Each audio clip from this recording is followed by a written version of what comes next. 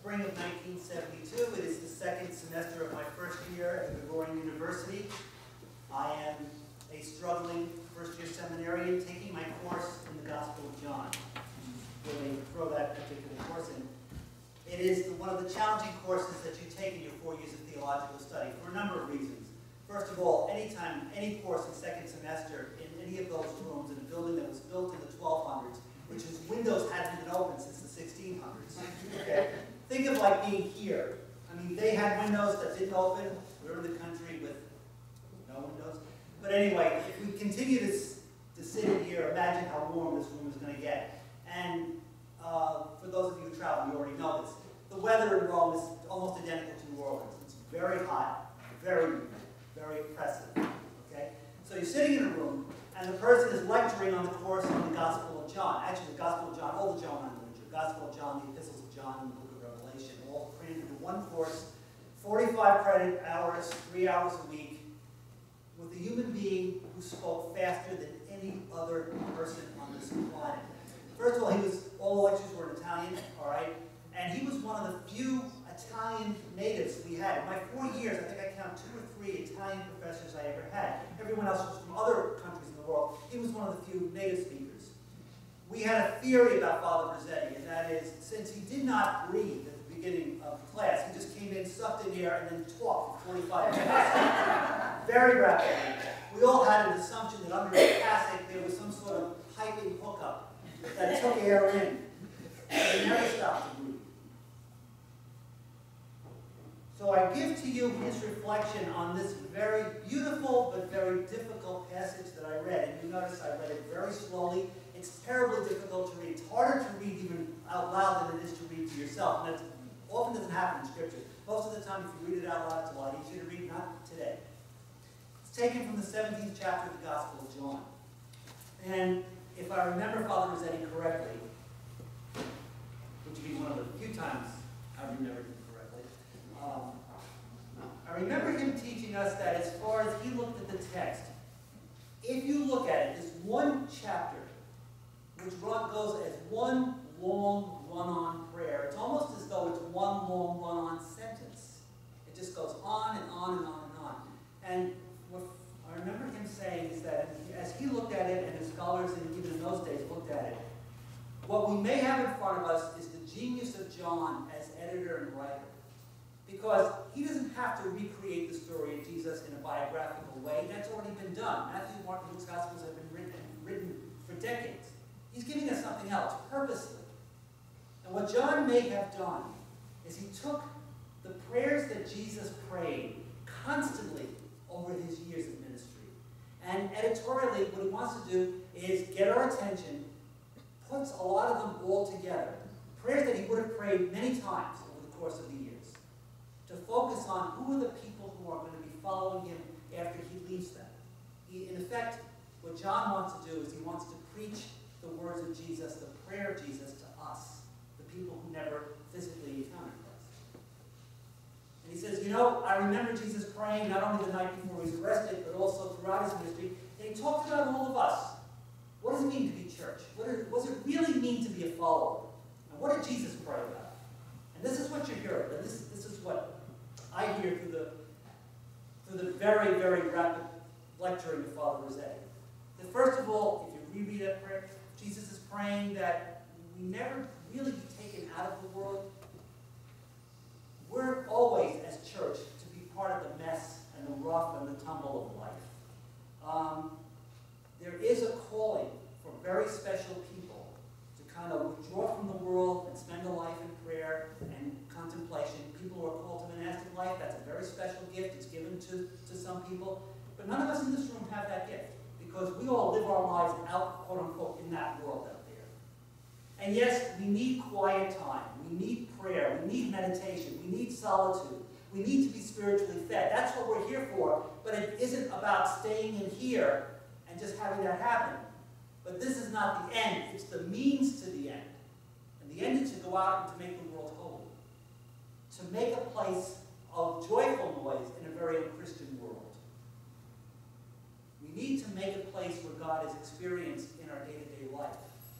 And that when you come to someone and you say to them, may the peace of Christ be with you, it's It's more than just a handshake on a Sunday morning in a little room up in South Salem. But it touches you and the lives, us and our lives, wherever we are, that we are bringing Christ to that messy world.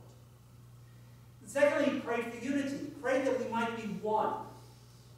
Jesus spoke with one voice, and sadly, Christians have turned it into a cacophony of noise over the course of the centuries. We have our communions of churches and our councils of churches, and every once in a while we get ecumenical. You have to tolerate that now because your parish priest is very committed to that as an ideal in terms of interchurch dialogue. We have our theological disputes, we have noise, blah, blah, blah, on it goes. The sad part is that where the voice of Christ is marked by division, no one's going to bother to listen.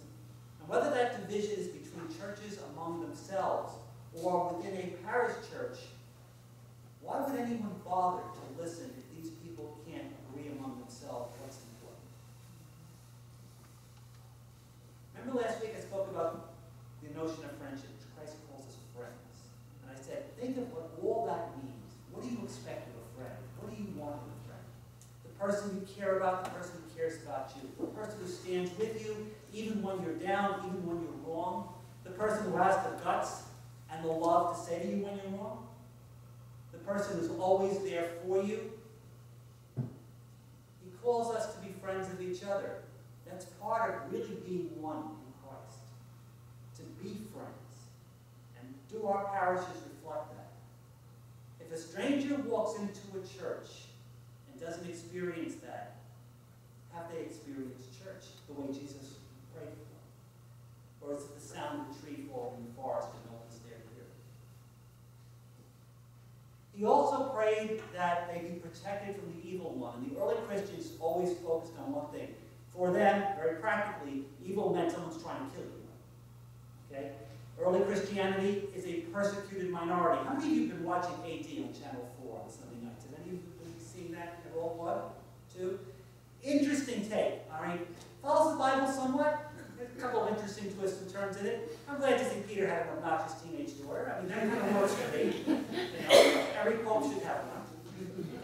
All right, but the point I'm really trying to make is that we here in this country have been so blessed. We know nothing about persecution, religious persecution. You know, it's true. We fight our culture wars, and in the 60s we battled over prayer in school, and in our day, you know, it would appear that one form of Christianity or another seems to be the object of scorn of the media. But until they march us down to a beach and line us up and kneel us down, and ISIS takes out the swords and cuts off our heads for a video, we don't have a right to utter a word of persecution. We are that blessed.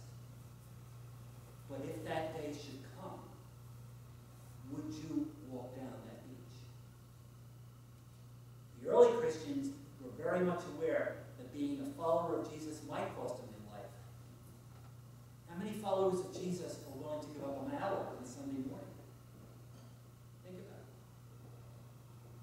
We pray that we be protected from evil, not get into it.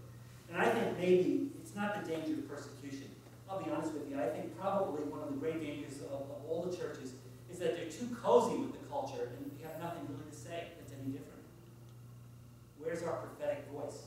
When do we speak truth? Which brings us to the last thing. He prayed that we would be sanctified in truth, that wonderful phrase.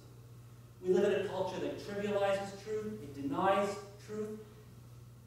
How long did it take you to realize, once cable TV became a part of our lives, that depending upon what news station you watch, that's your truth? And I'm not going to embarrass anybody and ask you who watches CNN, who watches Fox News, who watches MSNBC, who says a play on all their houses.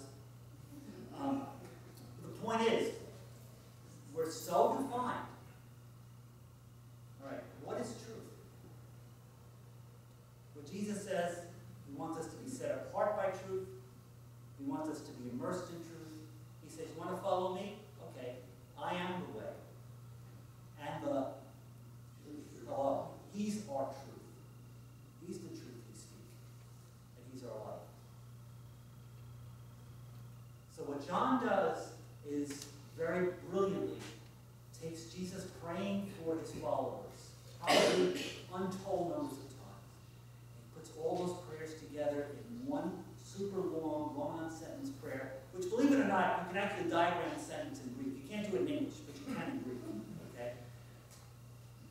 gets our attention.